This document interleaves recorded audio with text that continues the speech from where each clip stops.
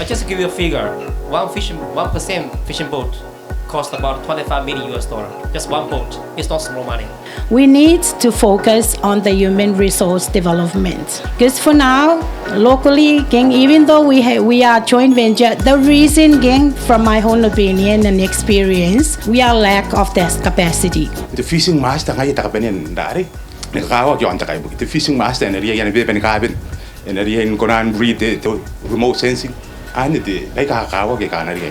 think we need to build on successes that exist in Kiribati. Things are succeeding for a reason, so we should follow those successes. And one of those is the fact that Kiribati, I think, should be very proud of the actual private sector business. Ocean is it's not only our future, it's our identity, and it's probably our only hope for growing into a prosperous country in the future.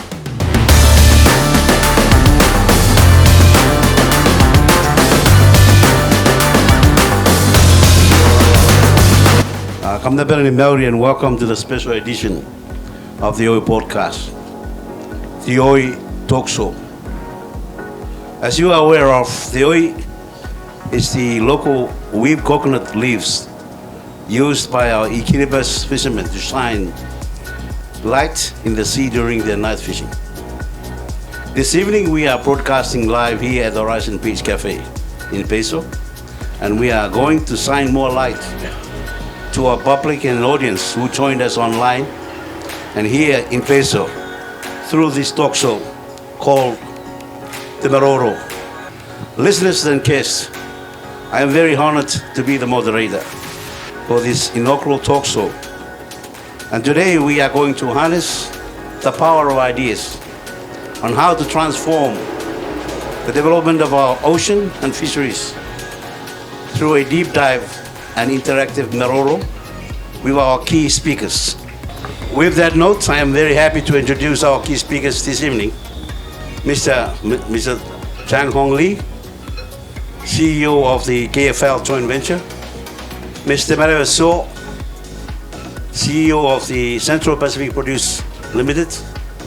Mr. Yanang Jayur, CEO of the Asilimaro Company Limited. Mr. Mike Savins, Project Manager of our FAO-funded Value Chain Project. And lastly, Mr. Ribeta Apeta, Secretary of the Ministry of Fisheries and Ocean Resources. Kamna Maori, speakers, and welcome to the talk show. We are going to dive straight into our Maroro.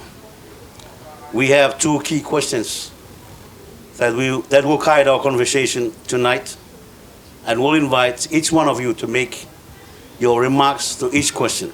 The first question, there's recognition that Kiribati has a lot of potential from its vast fisheries and ocean resources. What's holding us back from maximizing the benefits and development from these resources? This question is focused on the challenges and barriers to speeding up our development on the fisheries sector. I will now invite each speaker to answer the question. And we start off the answer to the question with Mr. Chang Hong Lee.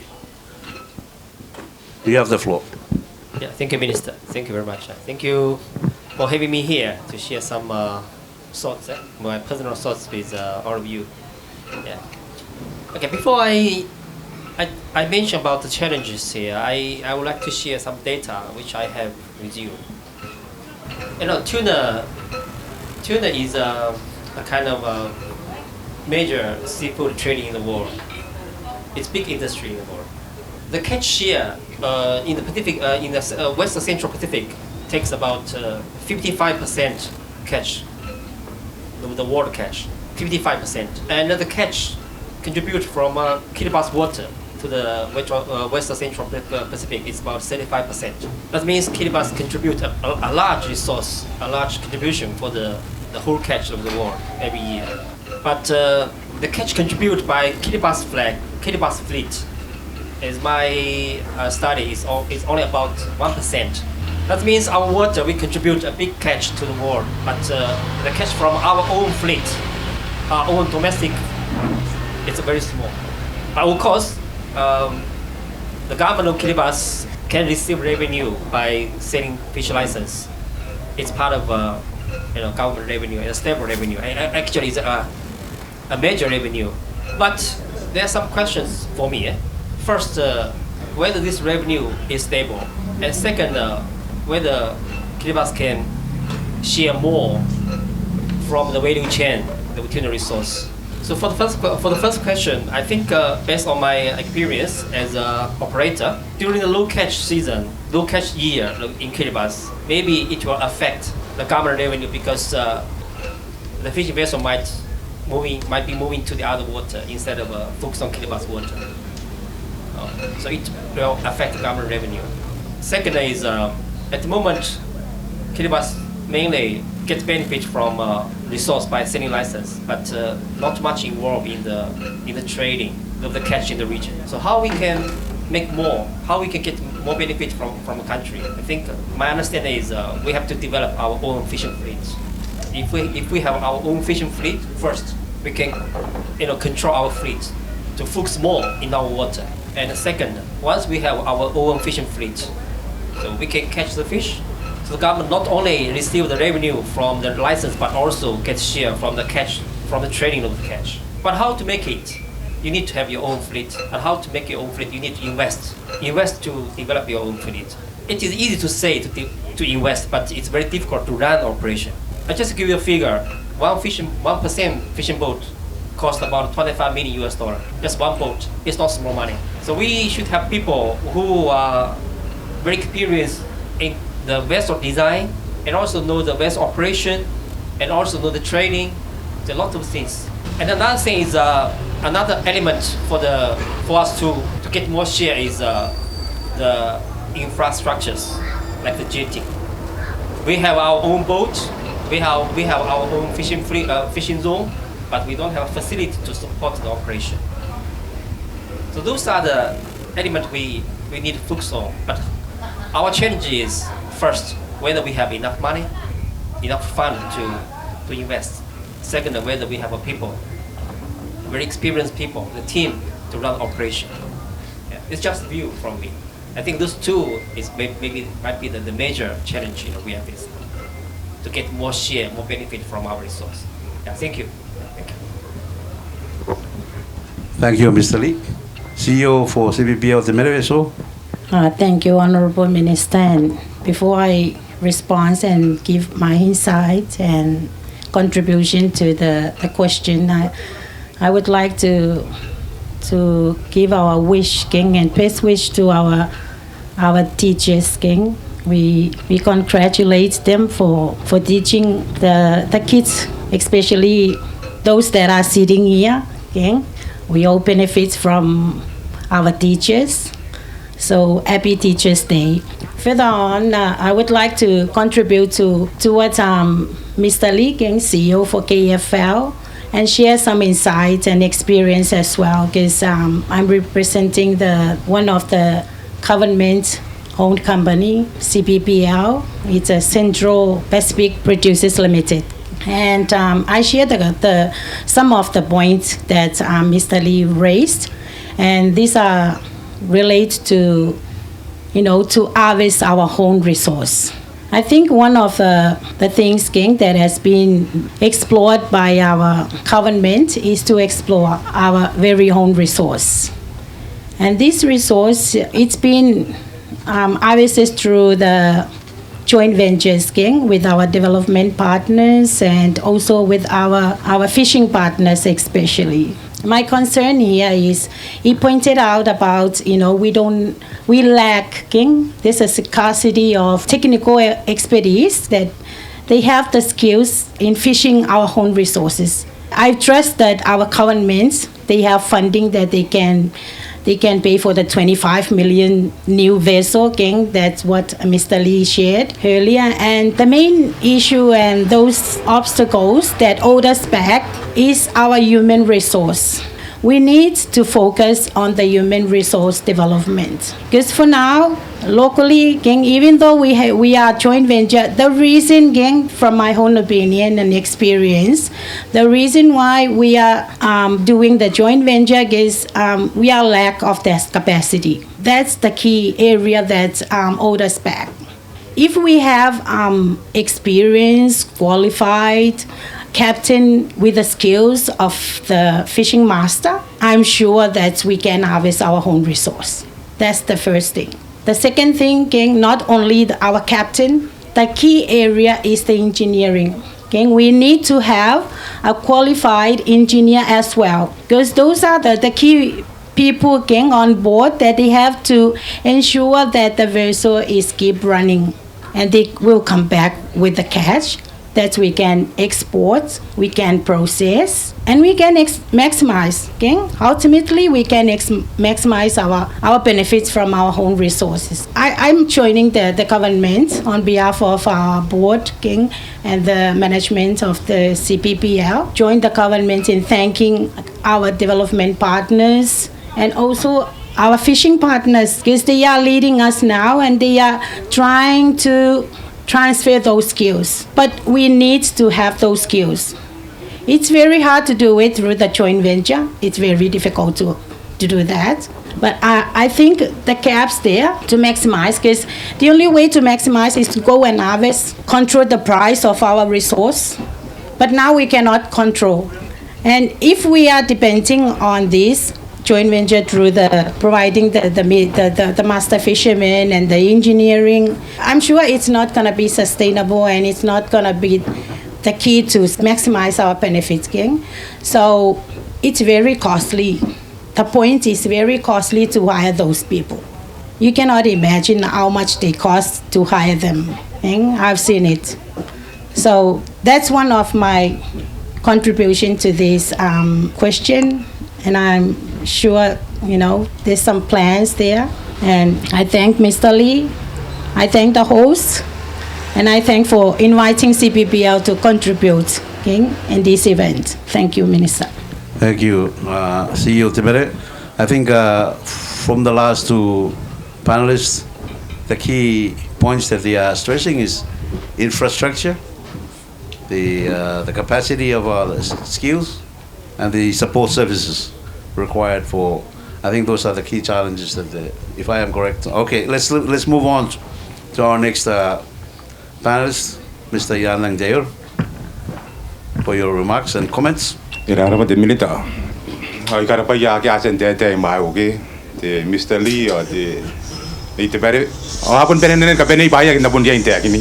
The one is in a Bundia in Nakawara Mero, Takawa, Arakona Pai, Punaki Pai. Yes, I take the matter, but no experience. Narbunaracampana Bayo. I can't engineer. Oscar and I in senior Yon Tarawa. See, the member does see men that get class 3.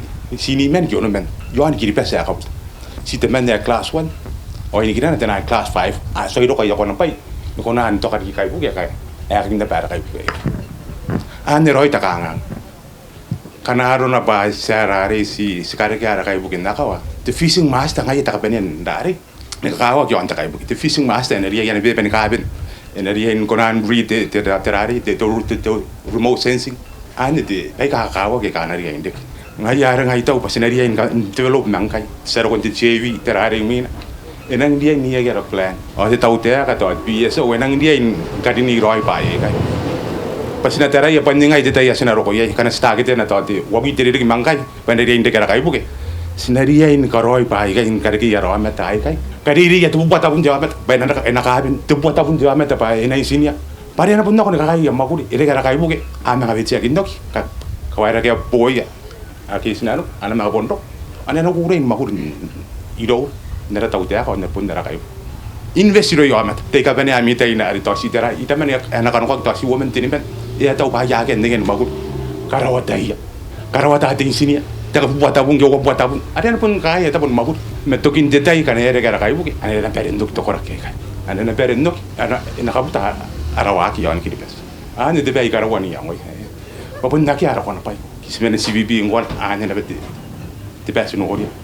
The Marocan the Campanayo, Pondaner, on dai te pe kwa ko nan ka bene jo me nge ye ndo ta no kwa ko nan ka bene bo nan ka kwa bene ai bun na ke jo me ta ko nan nge ra ri ko nan ka ti ra ke pasi nge jo me ta ko me kin na ba urok te bai to wana se urok te bai to wana se urok te bai to wana se an roi ta ka nge ya ri to pun nan ri ki te ra ri ka kora indesi indo ya ro me ta pa an ri ri te ra ri ya ra yang nang bi ma ka ki sina kari ke te bayari sina kari ke te bayari mes mani ka te te ra yo ke te bayari yo roi pun na ki roi te development ke ano ko na pai roi te sammo ana ke te bayari yo pun na ke wan era wata mi chuo ni men na ko to ka yenta kai bu ba next ana ka roi experience on ta kai bu pari ana ro pasa ko na no wa ka na pun na ke te ra ri te ara ko na pai ana roi te men ngai to pa ngai ai ra pa te minute Raba, CEO Yanang from the Desert Mero.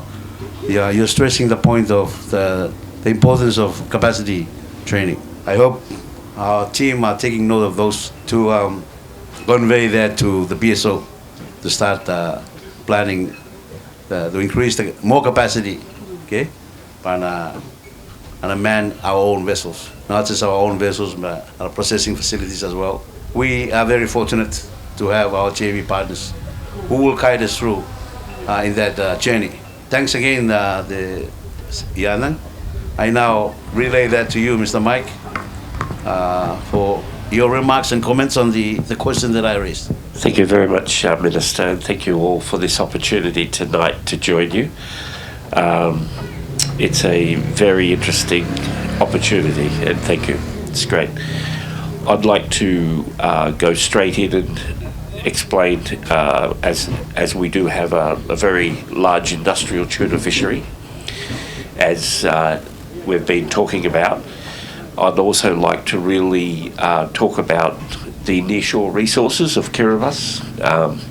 The fact that while we have a very large industrial tuna fisheries, we have quite a fragile nearshore resource of fisheries. That doesn't mean that there's not opportunities, and I think the second question will give me an opportunity to explain a few options that I would like to suggest. The challenges are distance and costs and logistics to markets.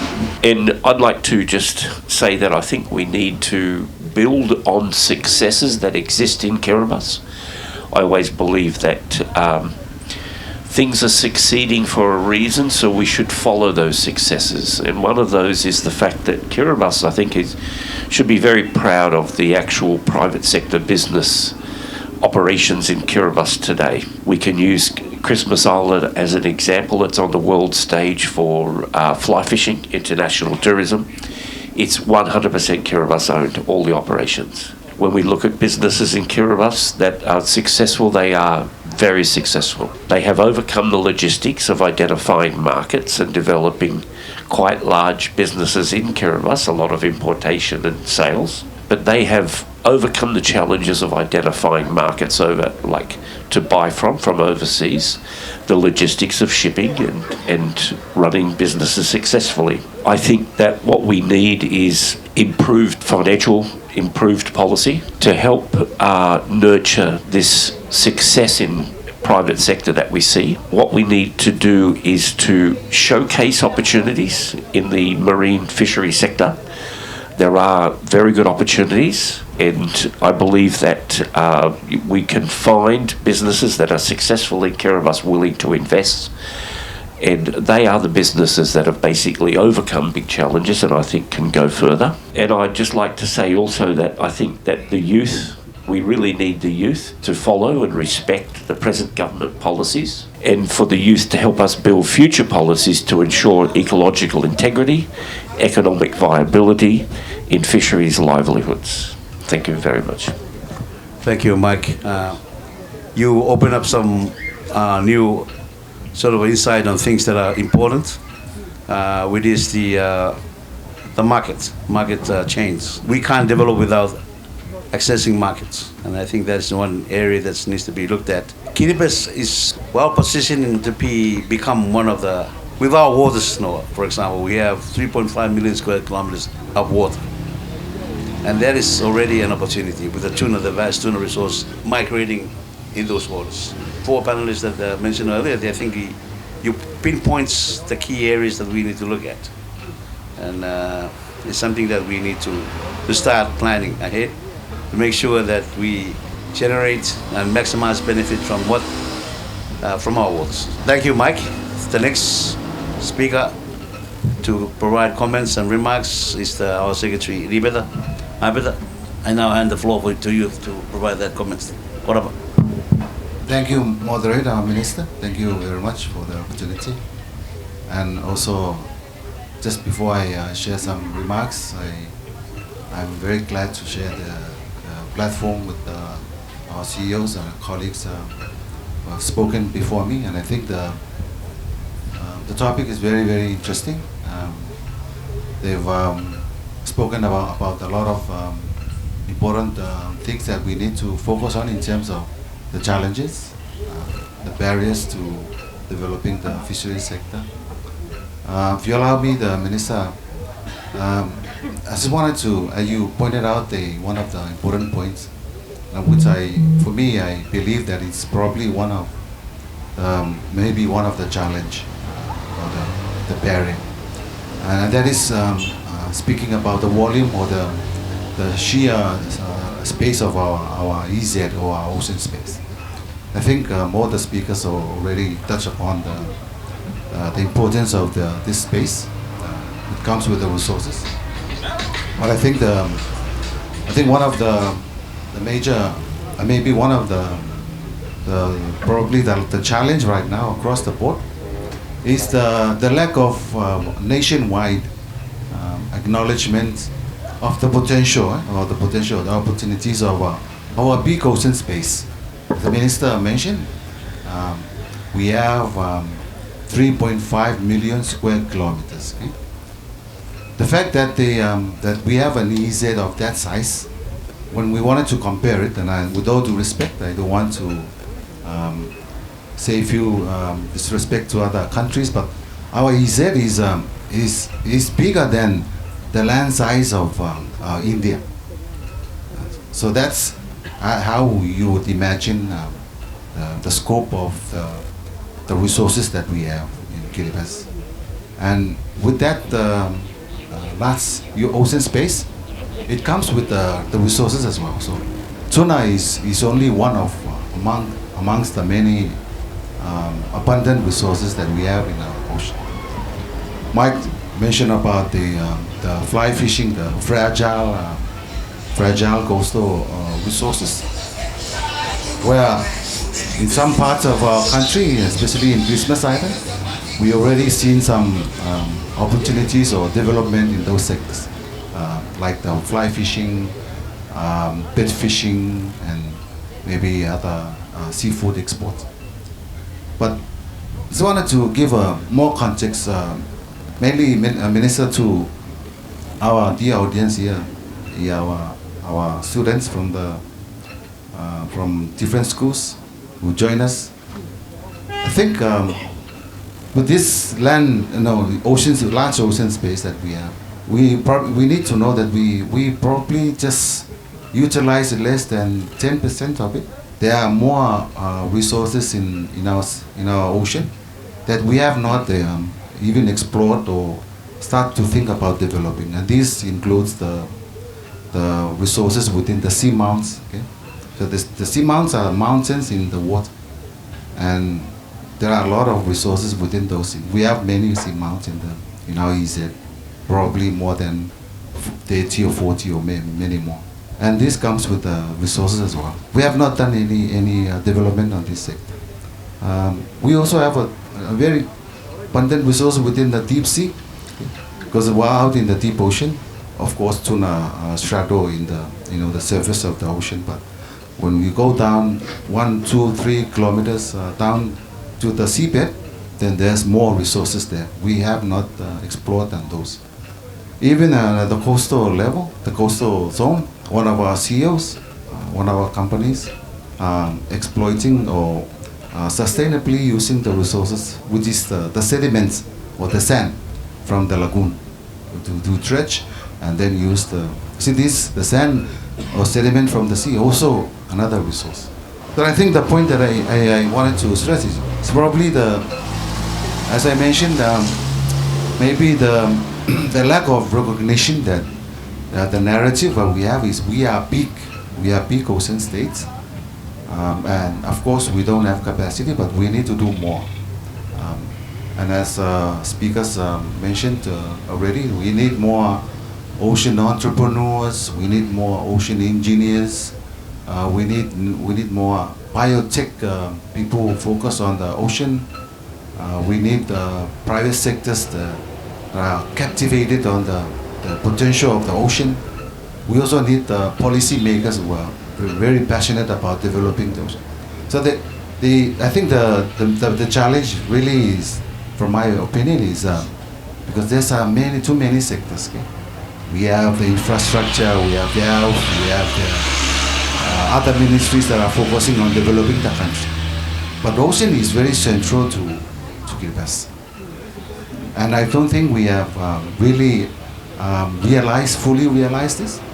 And I think this is a biggest challenge unless we start to, work together across the board to grow and develop the opportunities from our ocean as a nation. Because we are an ocean nation, we need to focus on the ocean.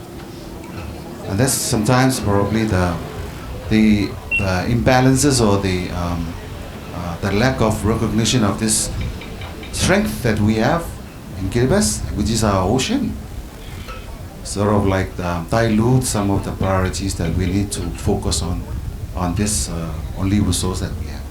To put into more context, I'd like to share that even our Pacific Island countries, the leaders, they, if you may aware or may not aware, but they position themselves as, or they framing our Pacific region as the blue Pacific continent. Okay, why they are doing that? Because they recognize that their only strength is their ocean, and that's why the cornerstone regional policy that would guide the development of the region is called the Blue Pacific Continent. And that speaks to a lot of the things that we need to do in this sector, in this space. But I think we cannot discount the fact that this comes with a challenge, starting from the capacity, the funding, the policies, and many other things that my speakers already spoken or touched upon. So that's the challenge, the Minister, I can share. I encourage all our youth who are joining us to start thinking about your future in the ocean, developing the ocean. Thank you. What about the Secretary for that? Let me just briefly, in Kiribati, let's summarize what our panelists have just mentioned. And for the all Kiribati audience, the sisirage sekarang narata yes ang alagayo ayo ara podcast ay aranek batioy. Sito pa simun pera na non titeka tioy ni kipi join tete ge. Tioy narona si sarana ara podcast ayo batioy yan bukina de tioy irita ki mati te jakao. Atia tioy yang ani ko jot non nam dai na kao. Sarana bat jod de dio ira podcast ayo pa na kota na jod no ira bod nomat yon na wa kin ka penetera te bod kin na ka ant dai ge yo si sama wa kin ayo ma te meroro yon te sisira ge ka ngai sinanga ara mera wa bubura sinanga ni ka paisi yon kwa ro ndi kira men ka pai na mero Pagkara kanganga ma ay sinakay po mga ay sinakona ni Vicky saan kona ang kahit tala ay ni kaban siyempre maroro temuan sila gana na kuya ara panelist asan ni katiri tabi wa kanganga ay ni kibarak tuwana karagian ara kayo bukin nakaw basta ng pun nakawara maro kabasan tila pa ka uru ya rabot namat yon ti dapat ka kakay no kibukin kapatan ti kayo ti kapin ti insinia antairik Karagian tabo ga dengan infrastruktur ki pai kana konan busmayon wa kana koroi karigire ke mate ito mate te bayar nga kaw katani ya ki ya ri ya kini ya ra po na mata ron digire ke ka awari ke mana wa kon dinna ko non ti terapa ko yo saon kona ikipara kiri ki on kona arikin koroi bai kona ni koroi on sira te kapai ale menna mera wa bu to na mai bokon te kapai an te tuna na tagi na sokoro sexy te tuna ati kapai na mera pa mais ai to ba kan pai ka ari ikipara ki te meroro ara mon sisira ki ale asen meroro ya kora ke akan asen ikatire pai kan ne bari en wa kon ikipara ki no te lautak mana kai ni pai ni kapena pa na peren kariu ye kai pa on wa kon ni ka para ki pes pa te duana ai kaupai men kaupai na men na mera wa bu. Thank you, panelists, for answering that first question. Now, the second question. Let us now move on to the second question.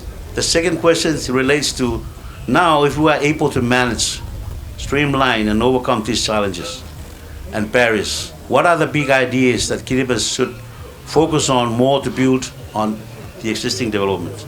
The question is focused more on the big ideas that Kiribati should focus more on in the future and building on the existing developments. I now invite again our guest speakers to provide comments and remarks to that question. Mr. Lee. Okay. Before I give my view on the development of Kiribati fisheries, and I would like to share some experience which the country I come from. I'm from China mainland. China started open the country and reform about 40 years ago.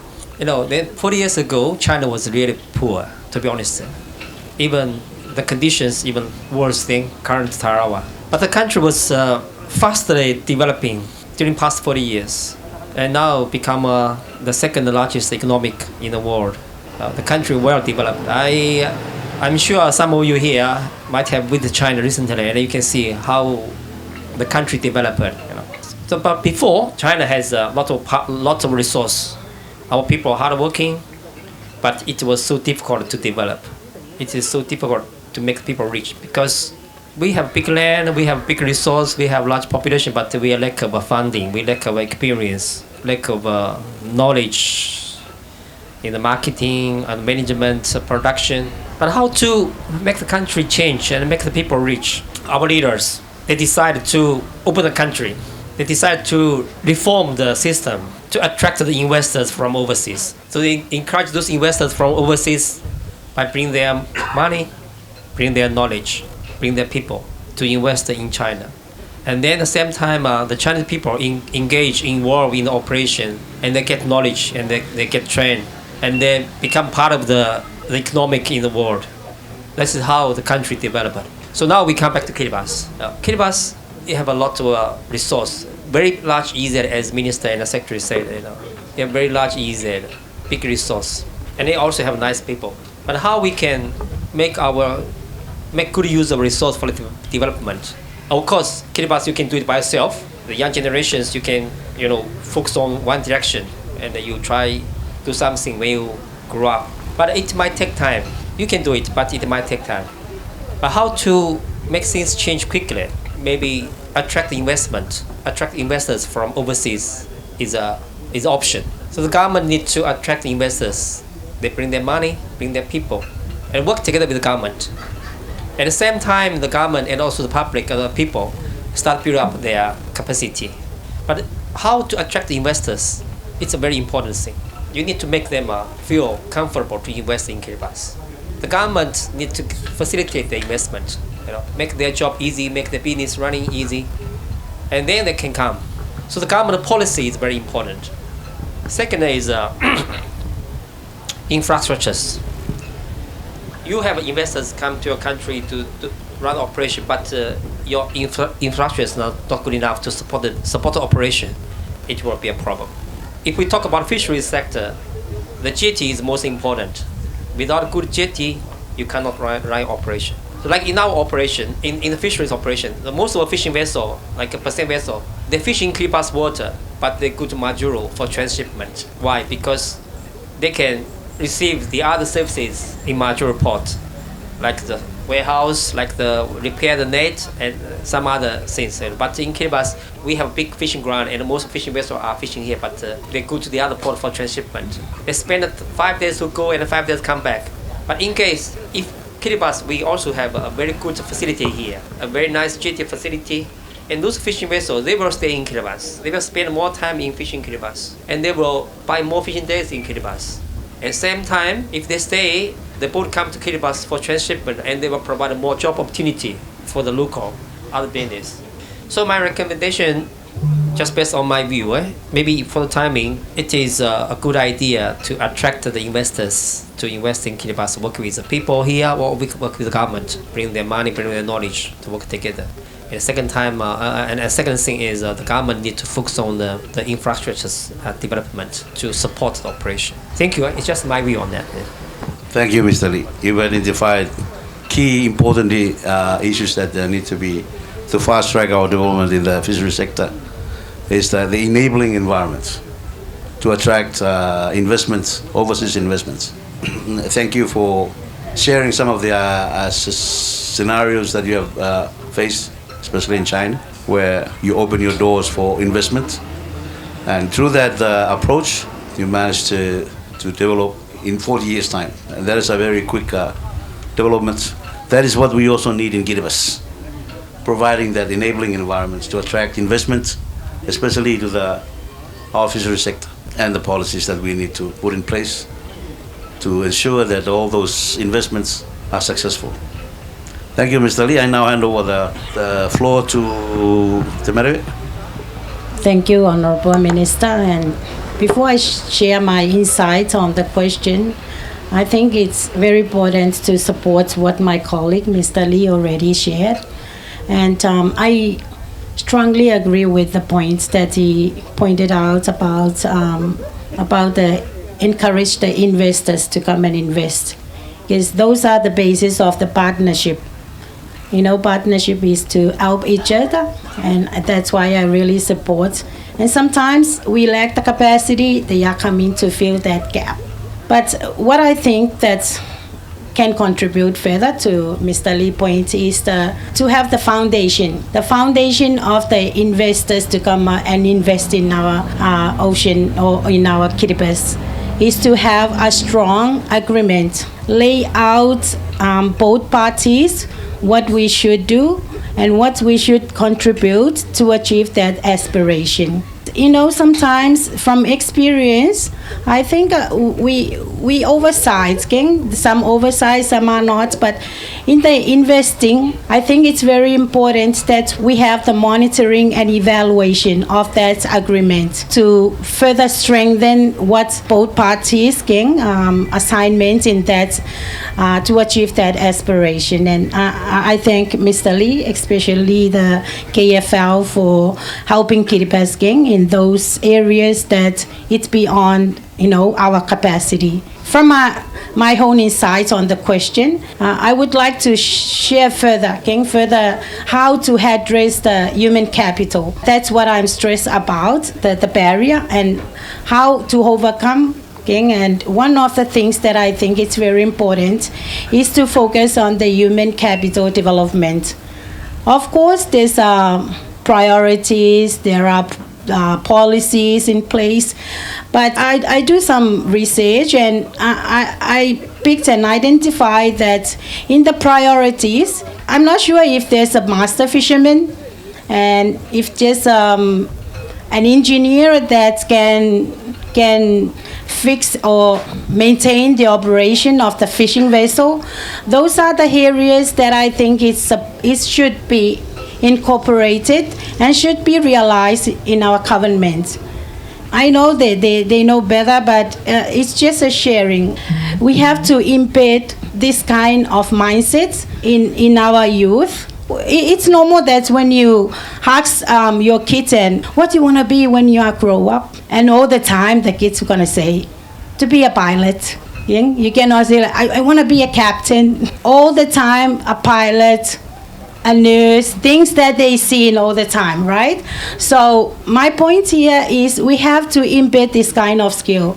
Maybe through the curriculum, you know, why you have to choose this kind of qualification. You need to support your government or your country. Okay? And not only that, but in the end, you're going to have a very high income. Because this kind of area, you have to pay a lot, okay, as we already discussed earlier.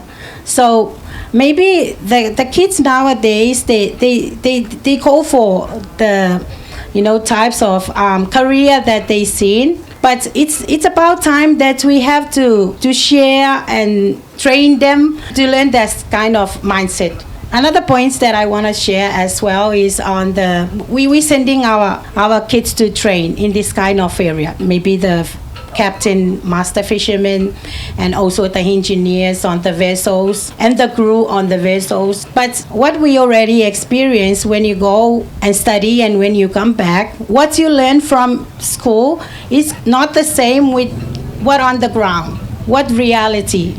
So I support what my colleague here, the CEO from TACL, that is here about the attachment. Let our kids, after training, after getting the qualification, let them go and be on the job and learn. When you have these skills, you have the experience, and when the government have plans to have that kind of vessel, I don't think it's gonna be any problem. All those kids, they are gonna go on the vessel, they're gonna go and do the job, and yeah.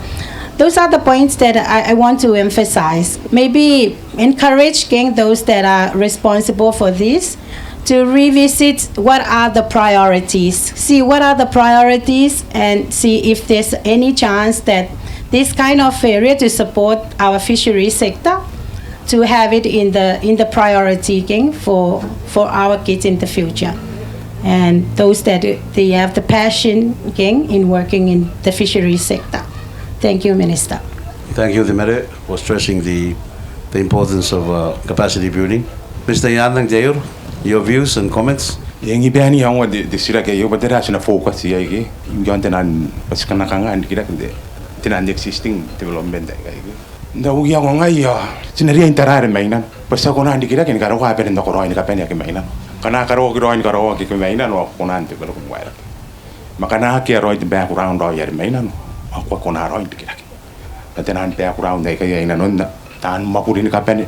Naru nerete ya na Mr. Lee terhari boro ini yang mga ya the enabling environment to ko na te mena Spania ko yang kaya terhari te to kaya kin narapan na may sila no okay e mo ri kiton te kin ngai ya ko na ande kan kai pa ha meta pun dawan kan ko mai bukin are akete enabling environment iro ya akana ngani re te mena akan tahu wari kere rawata iro ya ya ngani re si tauta an tahu to ro 20% ana ngani re si 20% pa bukina ari rawata te kapena mani ana ko roya na kai kan ro kai ane roi te takanga ngaroi ngan national ya rari ne di kakayan darapan ayo ori kita pun ngai te jasin maroke kaya darapan pa sina kain kin makai to kena kin kita rawake aki yonda satu to kwate takampanari yanare ya pun tangira abu burai bukinare aki te to te tax na ngana kita te rage ene free the tax no ko ina ke na rage ya pun na kona roi kamera te pa ayari ane roi te takanga pa sina kanga roi te dikiraki ane roi takanga roi ndara tapo okay aki roi te ene impling ene environment roi ki sabun si dada rai na bangai kain tau te ka benere kera mani ki mas mani ngate akan dari na kaya na ro ko na kadikiraki pa ka to singa yan te minita ai wori ne te Koraba Yanang, thank you Yanang for raising those very important points. The enabling environments. Tera kanuan tenan enabling environment. Di bubogin tenan tax gate tenan ari kiti. The cost of doing business in Kiribati is very high. Pandaki the foreign investor interested to invest in Kiribati kana and gora te pai kan go what te sikonan forgo to tenan tax in the first few years kita first many years kita pandaki we are gaining the form of tax may do dali maguri kana ana maguri. Not just that, but over the years, as all those business grow, okay, more dividends and more what, okay, more benefit they're going on. What about the Yanning for stressing those points? Those are very important points. Mike, I now hand over the floor for your comments and remarks. Thank you very much, Minister. The panel, I think it's been really interesting and very encouraging. Thank you. I'd like to touch on across the spectrum from industrial tuna fishery to food security, livelihoods with coastal fisher communities. And we're talking about big picture, we're talking about if the constraints have been dealt with. So, one, I believe we need to do far more in the way of farming the lagoons. Kiribati has very large lagoons with a lot of potential. Farming sea cucumber species, including native species, revigorating the lagoons through that approach with those sea cucumber, high value, marketed, but good income for livelihoods. Another is I'd like to really build on the success of the domestic tuna fishery, and I mean by the small scale tuna fishers that go by speedboat every day out to sea and land tuna in to support the food security of most islands, all islands in Kiribati, especially South Tara. Build on that capacity and expand on that capacity and try and get fishermen into 15-metre tuna longliners fishing between the islands. Not fishing beyond the islands, but between the islands on 15-metre boats that are privately Indigenous owned, managed and operated. And I believe there's a lot of potential for income generation in that aspect there, fishing between the islands. Another big picture one that I see and I think has a lot of potential is a floating bio-fish factory where we would utilise absolutely 98 to 99% of the whole tuna product of bycatch, taking the very high value formulas out of tuna, your omega-3s, the collagens, the nutrients, there are very high value aspects that can be derived out of the actual, by harvesting 98% of the actual tuna product. And so while we have such a large industrial fishery, there is a very large volume of bycatch, and we can utilise a certain volume of the bycatch for food items and so forth in Kiribati, but there actually is a very big potential for a floating bio-fish factory to utilise, and there would be investors that actually would come in and fund something like that, simply because Kiribati South Tara Lagoon here has probably some of the highest volume of bycatch in the world today. It's something that really can work well. So they're my three big pictures. Thank you very much. Thank you, Mike. I think I fully agree with you that our ocean has a lot of potentials, and then it reminds me of one Japanese company that when a processing company, when the fish enter that processing facility, nothing comes out as waste.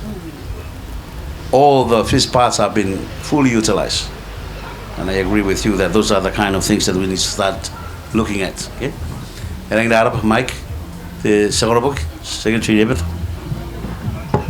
Thank you, Moderator, Minister, and also I'd like to thank our speakers for sharing the very, very interesting insights on the question and some of the very new ideas.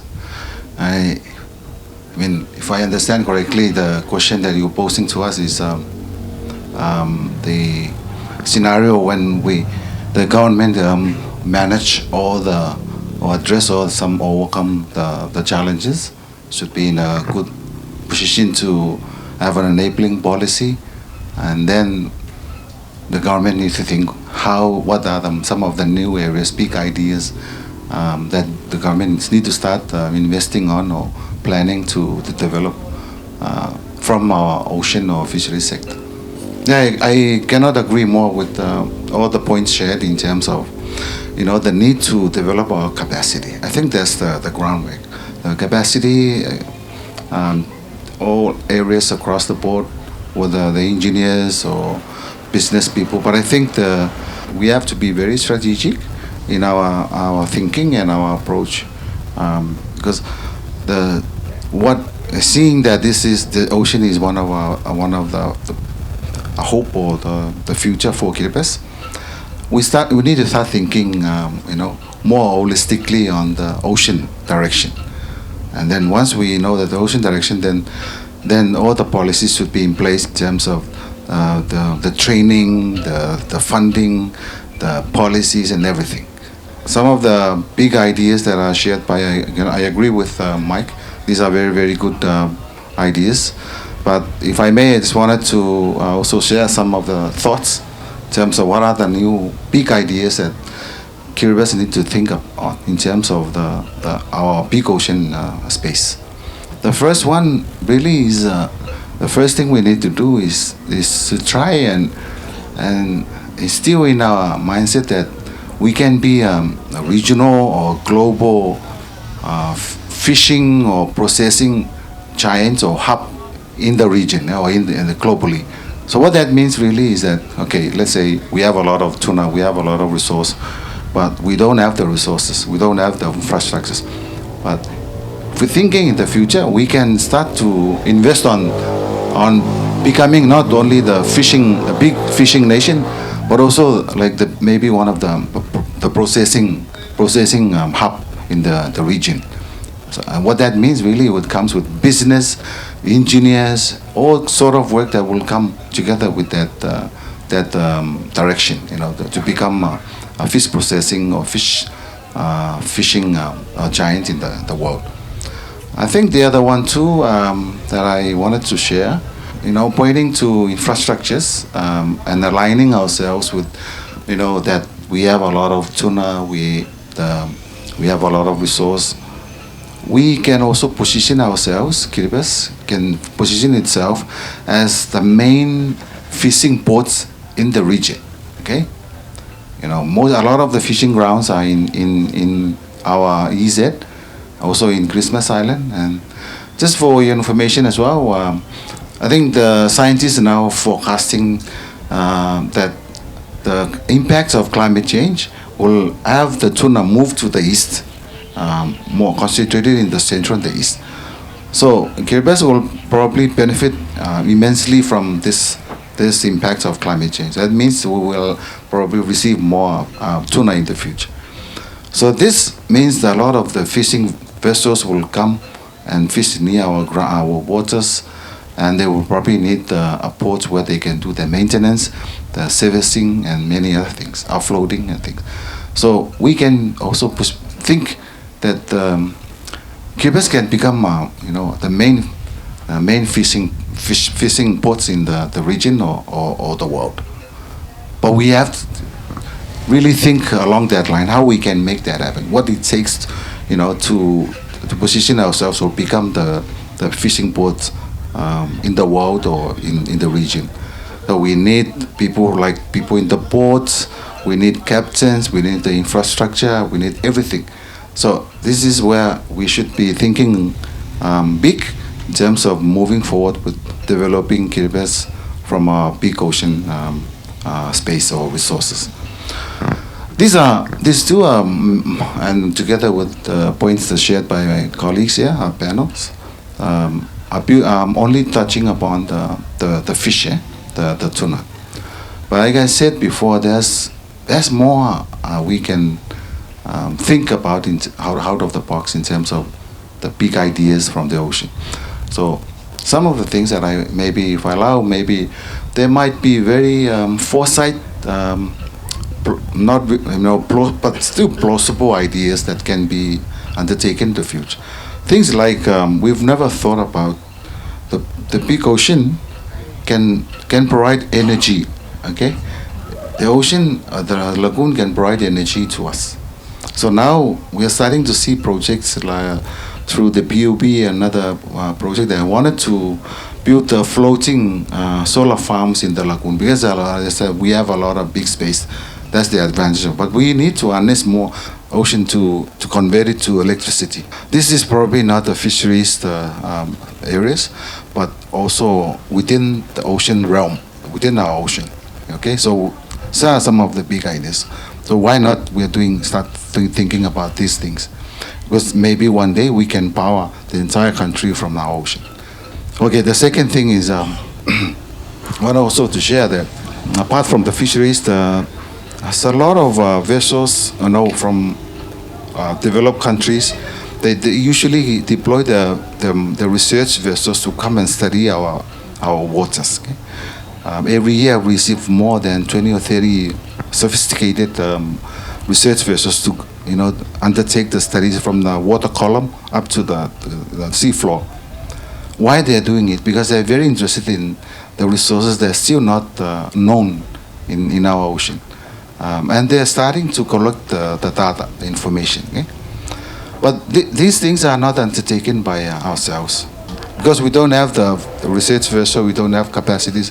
That's the reason why we only allow them to come. And then they collect the data and they took the data with them. But if we wanted to think big, we can also start to look at how we can develop ourselves as maybe the provider for a lot of the ocean data.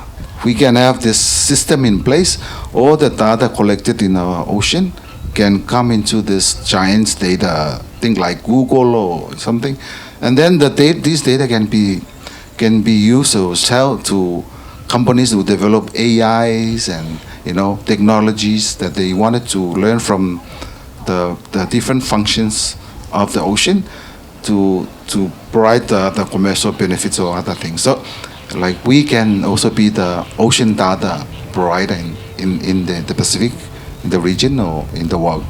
But why we are not doing it?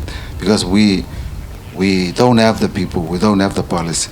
So we need a lot of thinking out of the box and innovations that will come together with the policy and the capacity to support this direction. And I said we really need to be strategic in our approach, because the ocean is it's not only our future, it's our identity, and it's probably our only hope for growing into a prosperous country in the future. Thank you, moderator. These are some of the big ideas that I can share from my side. Secretary David. I think that takes us to the very last question. So before we move on to the next item, which is the Q&A, let me just briefly summarize what our panels have discussed. Okay? For the sake of our Kiribati audience, I'll briefly summarize that in Kiribati. Harapata Nora, the Kawan Meroro si Seroyananga, the Kangai, the Sinakanga, Ganakoroi, Tainuaki, Young Waike, you can get it again, Apera, or Sinakanga, Niviki, Kanga, Yasin, Nanari, and Taginak, Payan, then Karigaka Gawaki, Kayana, Katakin Kanakamarwaki. I talk about the Sinaka, you, Bubu, the Kansaning, young Waika, Abubura, young Waika, a one, begin Karigaka and Kiribati, Mendalamero. So taking the other Mero, or the young gas and taking the panel. I don't want to make on the Huawei and in Oceanic, Mankai, not on the Yonic. I can't give up on Seago by the Mero. Sinaka, New Sheedak, the one I sent the Begak, Kanakoro and the Wagi, you don't know those there in an enabling environment. I am a Wagi and a Bobo, you begin coming back in Doya and investors in Doya. But I go attacking it one at the tax, attacking I go about it. I the tax one day, it didn't tax like the company on the Panapay of the Mat. Yea, the by the one at Gaugas and the Matat. In Ganaka, the Ang and Iboboga, in the Mapon Rosia on the Rirak, I took on the Ang Karikamanica mice, the Conan Karikira men, rather than the Karikira mice and a Karikira Tiranari, the Kapaya and on the more. Yerikin is Kate in the Ray, you toss it the text, not on Astaray. Bare, not in the Satay, the Karapa yon the Baraki, and Bobok. I was one Gaboto and Gangai. Kanaskara the time and Igay, I got the town of time and Japan or Thailand. The same thing, the time and the Sitaporon. The Garog to one Garog, Gibis or to one Garog is Thailand. And I wrote time and they gave the market is now. I'm thinking in a Bobocarican time. In a Bobocarican time and Kiribati, not on the time and the Garog may Thailand. The cost of production get the Garogan by a Yabba and Bobok. Tirangan is not on a near para market at a product take a I mean, I get a corner Niniano of the market is now. And then a royal na nani na puto ka tutek yo ni tele pe wa ya san teknik go wara wa ya mo kana teknik bari to wana tiri era bang kai te tiri ka me pokor na ko ngai ngami na konti to agin pairawa da sexy de kabe no sexy de la nisini te democracy pairawa da na betis the fishery science okay or you as a kind of naron nari tagin nare sabon koroi ke sinanu sirin na kora badan tik isina ko ke te mang o ke papen nga bona badan tik kan kapen ka bona ki di ri kona pati amar bona ki deri me pai kan ibugin di pai nora ki trana ki me sina kona ni koroi ke ngana yi tere pa ko wani ru ya bodan na ayare sexy de no agam na tare ya teron digirek te paides trana ki pawai kai pai ka ana kata uroida e kona nuwa ki te paides te line trana ri ngana segi digirek ma traron digirek yan kuni mai ru ya ron digirek ke ada benio ya awa ki ni ora wa te itera te bua asikona anda ni ka digirek ya mai ru ya rate nuwa mo ya mangai no ni itera ka sente sexy te paides sexy te talk the sexy te roye sexy te ra pa ko ka no serang kai no iri ka ina pa ko ke panawak ayer era pa kaya involve te attend iri na talk show ayo markanda ni pa sna get more interest me ro yete iri ke te bo pa sna ko ngami pa kam na focus on the fishery science kam na on wa kan ki para ayo ki ki no ye pa on on ngami ya kam na ma wo te ka pa ya no ki ra singa aben ndi ka pa ko ka ni ro from those brief, maybe it's not a brief, but from those brief summary of what we've discussed at the panels, it takes us now to the next part of the conversation, which is now Sisila Mairomi, our audience, the Q&A from the audience. May I invite your youth audience who join us here tonight to ask any questions to the speakers. In doing that, please introduce yourself, your name, which school or organization you represent, which speaker you would like to direct your question to. Nabereni Maori, to our respected panelists and people who are here at this talk show. Before I ask my question, my name is Konstantin Manojlovic and I represent KG5 and EBS and of course the fellow youth of Kiribati. Thank you. Before I ask the question, I sort of want to thank our respected panelists for your contributions to our economic development. Kiribati's ocean resources are the backbone of our nation's economy, and your work to manage and develop them matters to every young person here. So I deeply express my gratitude as a Kiribati citizen. My question is sort of intended to all the panelists here, since it's sort of an opinion based on your opinions.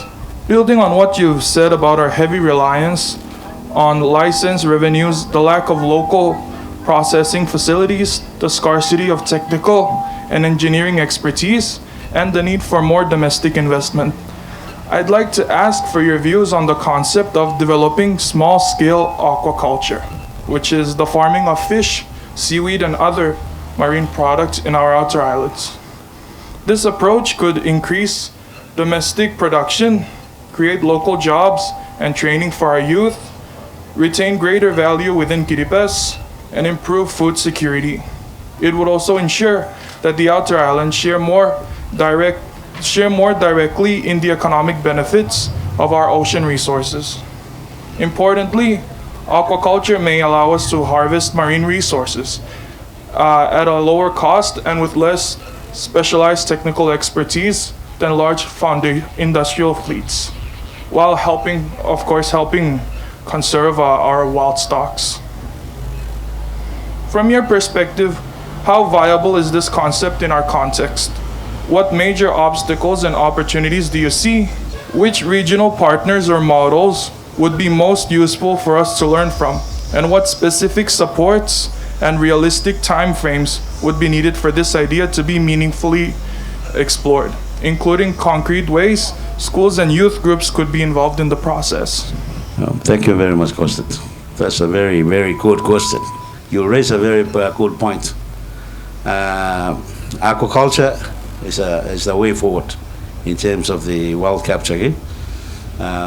Just a few background information comparing aquaculture production and wild capture production. Okay? The wild capture production, compared with aquaculture, I use the global trend. Okay? The production to aquaculture, the production to aquaculture compared with the wild capture. That's another. We're already embarking on that. But I'll leave that question to our panelists to respond on that question. Our panelists. Yeah, I just share some view, just my personal view. The seafood from aquaculture, the amount output every year, based on my information, is much more than water catch harvest. So that means aquaculture is a very big industry all over the world. Kiribati is a very ideal place to develop aquaculture. You see, you don't have too much rainfall. That means your salinity is very stable. Second, you don't have the season change. The whole year, the same temperature. Also, you don't have a hurricane. It's a very good place for aquaculture. When we talk about aquaculture, you need first you need to think about which market you look into. If you look at the local market, I think it is not a big issue. Each island can do it by themselves, whatever resource they can. But I think if for the local market, it might be not a good idea because they have lots of fish. People can easily catch in the lagoon. I believe what you're asking is for the export, for international market. So yes, just like what we are doing now. If you look at Ambo, maybe you can see some cages we are setting up there. And we know the opportunity. It is a very good place for aquaculture. But for the out island, if we do it in the out island, you need to consider how to organize the operation. Actually, it's also related to the capacity. So the capacity, one, funding. Who will fund the project. Second is the operation, the skill. Another capacity is how you can transport your product into the market. If those systems are in place, those conditions are in place, I'm sure Kiribati is a good place for developing your aquaculture. Yeah. Thank you, Mr. Lee. Thank you very much. That was like a really good question. I really think your school has put a lot of effort into actually structuring that one. Well done. I think from my own perspective, and I've actually worked in aquaculture now since 2002, every island is so very different. That's like a major challenge in itself. The cultural dynamic on the island, the way that the things work on different islands can be very different, can be very challenging. Trying to work with that status quo of the islands and making that work is a really big challenge. And I think your youth are actually a really good way to overcome that. Time frames, to give you an idea, you could go from farming, let's say, giant clams for 5 years to export size, sea cucumber 2 years to like export size. They are just two examples of things that you don't have to spend money on feed, which actually are pretty relevant. And then your question was on school involvement. There might have been a few others you had in there too, but it's actually a large question.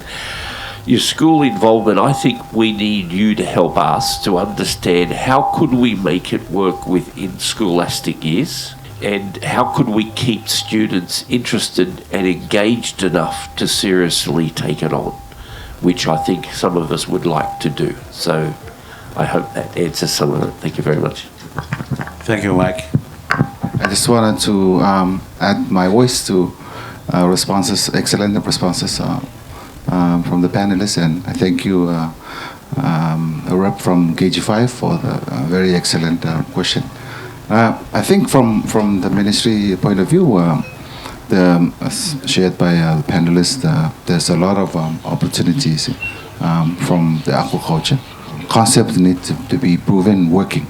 there's a lot of challenges. We need, the whole operation of the aquaculture in itself. It's very sophisticated, right from the hatchery. You have to grow breed the species, then you have to grow them to small babies, small seedlings, and taking out to the grower. If this entire process, once they are, they grow into a market size, it's a very intensive and also very expensive operations, because you require a lot of resources. Then when we take it to the outside lands, we were constrained with different situations of the islands, and also not only that, but the supply chain. We need to establish a very well reliable supply chain that allows the transportation of which species to the main ports here, where they can then be exported to the market. The entire cycle of the aquaculture is a very complex and also very expensive exercise. We try to do many hatcheries in the outside lands now, but again, building the facilities are already proven expensive. They need pumps, water, the pump from the water every 24 hours, and I need people who have the knowledge to manage the species, everything. Having said all that, I think we have to think big, because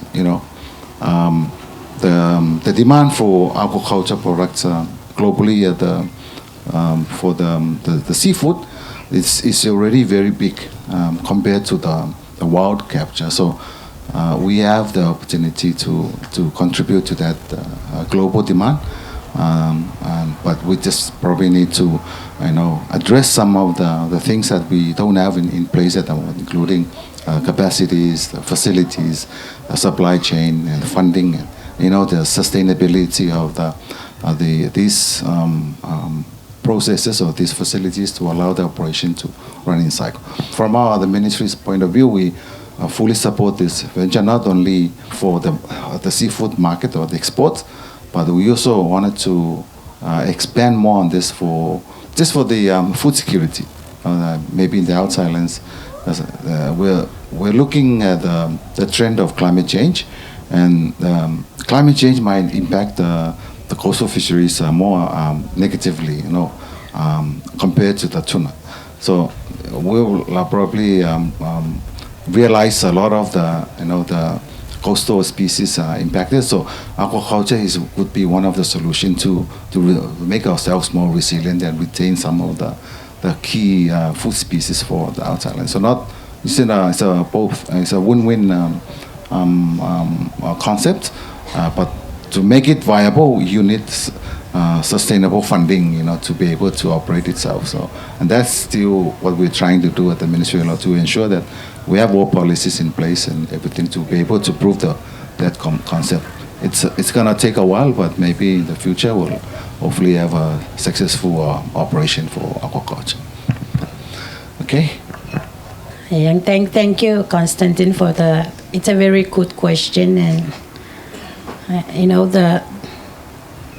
the speakers that they already shared their view on this, they are in a better position to answer your question, but maybe we have to contribute just a little bit further on what they already shared. Yeah, I want to share the experience with the seaweed. We have a seaweed farm in the line in Phoenix, especially in Top Warren, and we try to export this abundance of our products, and fortunately we managed to export it, but I think there are a lot of gaps that need to be addressed in order to access for the premium price, and those return on that efforts, especially for the community, it supports each family, right? So, from what we experienced, we noticed that they need more training on that, because when you are exporting things, the handling is very important for the sustainable of that market, King, and the sustainable of the exports. So there are things that need to be addressed, but I think it's already touched by the governments. They already explore the seaweed farming. King. Not only that, but maybe the level of commitment by the community, because we need an incentive gang to introduce in order for them to sustain their efforts and invest in those kind of aquaculture. So maybe those are the things that need to be noted at this event, and perhaps I'm sure there's plans that's already shared by the secretary, especially on the policies, King, and those are the things that might improve, King, and on the how to address and how to strengthen the aquaculture. Thank you. I'm Lavenin Maori. So my name is Deringa. I'm also from Seven, from the KG5 and EBS.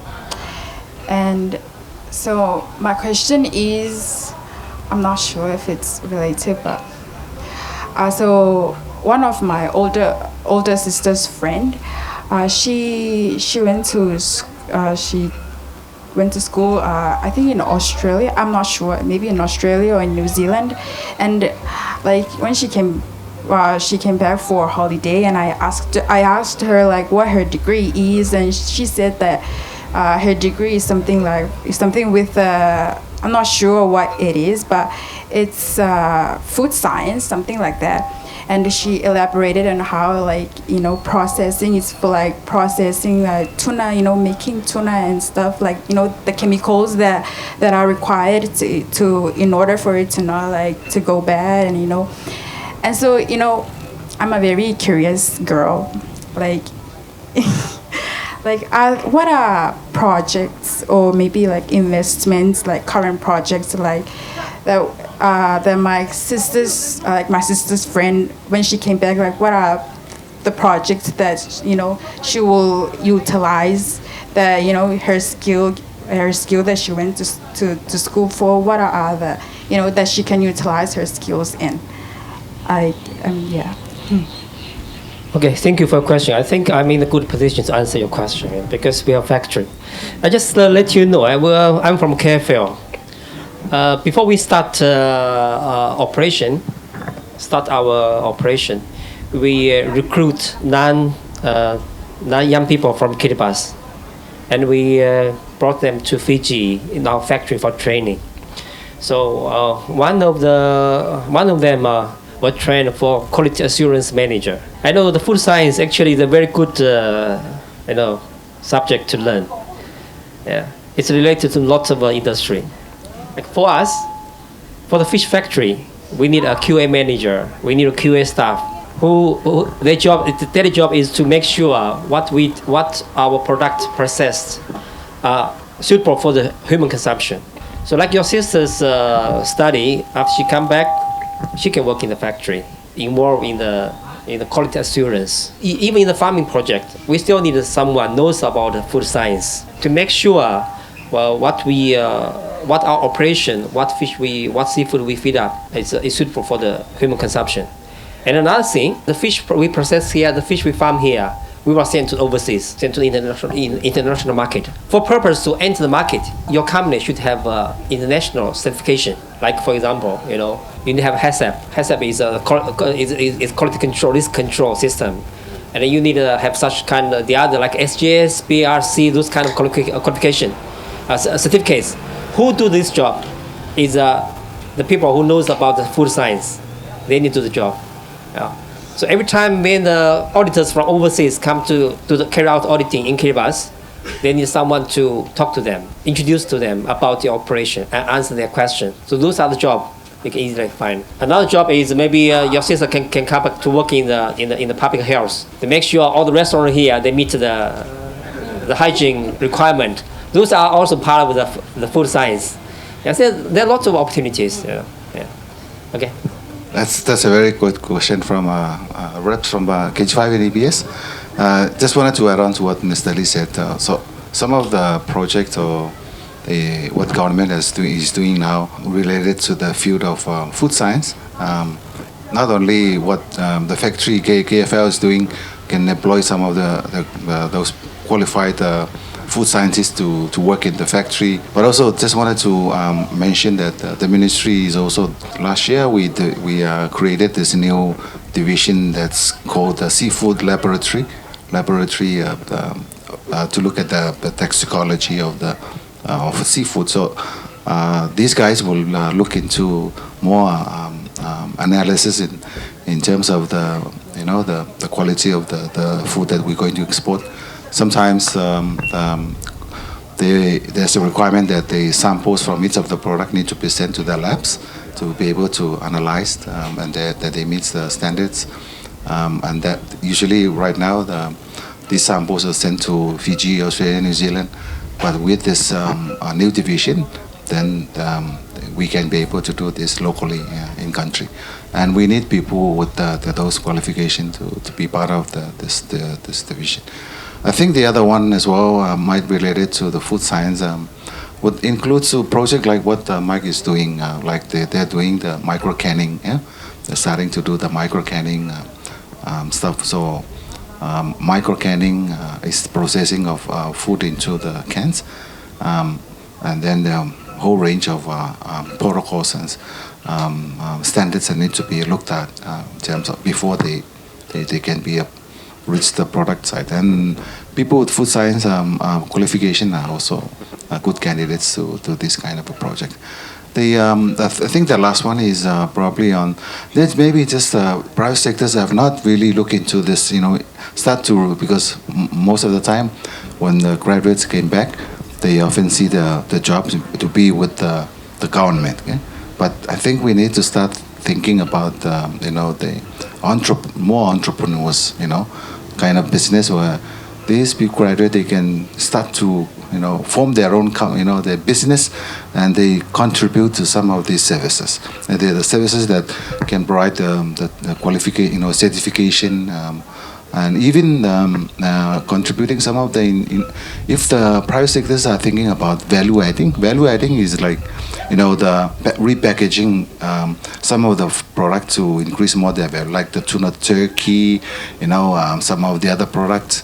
There are many other examples in the world, but before you actually involve in the human food consumption, you need people with the food science background or qualifications to be able to help this process move to the right standards. Not only the government, also the private sector. So they can actually come and maybe join one of the companies or the private who are doing business related to food production. Yeah? So those are some of the projects that the ministry is doing, and also the private sector can engage some of the graduates from food science. Thank you. Thank you, Terina, for your question. And yes, I want to share with you another avenue, King, as a takeaway, including what our other speakers already share. You have another place for your sister's friend, because CPPL also working to export King to the US, and now currently our branch in Christmas Island, we are waiting next week. The SQF is a safe quality food. King is an auditor. He's gonna coming to Christmas Island to conduct the audit. She has a chance to work with us if we are accredited to export to the US market especially. And I think that's another place for her that she can explore. I just want to acknowledge that the KFL, they are aiding of our HSOE, the CPPL. So if she needs to do the experience, she can work first with the KFL, and later on she's going to move to us. She's going to transfer that skills to the government state-owned company. Thank you. Yeah, after your sister graduate, come to KFL. For sure, we are most welcome. Maybe we'll take one or two more, then after that. Yeah, we know that Kiribati is one of the atoll island, small. So I think This question is based on land size and ocean size. My question is, what strategies can Kiribati implement to sustainably utilize its vast ocean resources while preserving its small land island from the impact of climate change?